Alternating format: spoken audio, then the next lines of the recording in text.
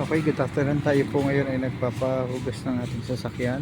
Ang ating si Crossy ay ating pinapahugasan dahil siya ay dumaan sa tawid dagat kahapon nung kami bumiyahe from Batangas to Calapan Port hanggang dito sa aming bayan sa Rojas. Naging ugali ko na po kasi na basta ang aking sasakyan ay itinatawid ko sa dagat kahit ito ay malinis man, kaya aking pinahuhugasan kasi yung pong epekto ng singaw ng dagat maalat ay sa katagalan nakaka-apekto sa ating sasakyan at posibleng pagmulan ng pagkalawang ng mga sasakyan natin kasi maalat nga po yung singaw ng dagat. Hindi man siya nabasa ng dagat, lalo kung mainit, nandun pa rin yung singaw ng alat at yun po ang aking minasa.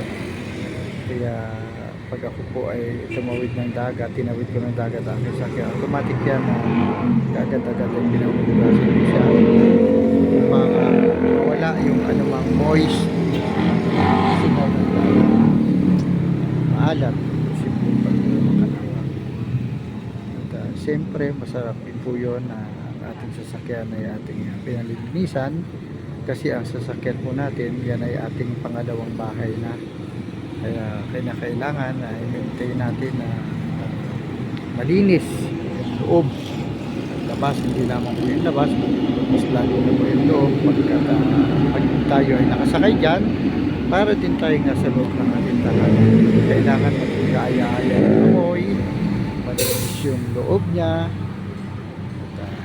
presko at sariwa yung ating naamoy kasi masarap sumakyan sa sasakyan na malinis. Hindi man siya sobrang bango ay kaaya-aya yung amoy sa loob. Sabi nga nila yung hindi raw amoy dugyot, tsaka naging kaugalian ko kasi na maging malinis sa sasakyan dahil na po ito ay yung motor pinapalinisan. Minsan pag ako sinusipag ay ako na rin mismo naglilinis o naglugas upang manatili malinis ito. Ayun, si Crossy, crosswind, kaya Crossy ang aking tawag, ay aking pinaghuhugasan. Tapos na pong i-vacuum ang loob niyan, dito na lang labas ang hinuhugasan ngayon upang sa ganun ay makita yung tunay na pintab niya, malinis yung mga mancha sa pintura. Dito po tayo ngayon sa bayan sa Rojas. Sa probinsya tayo ngayon.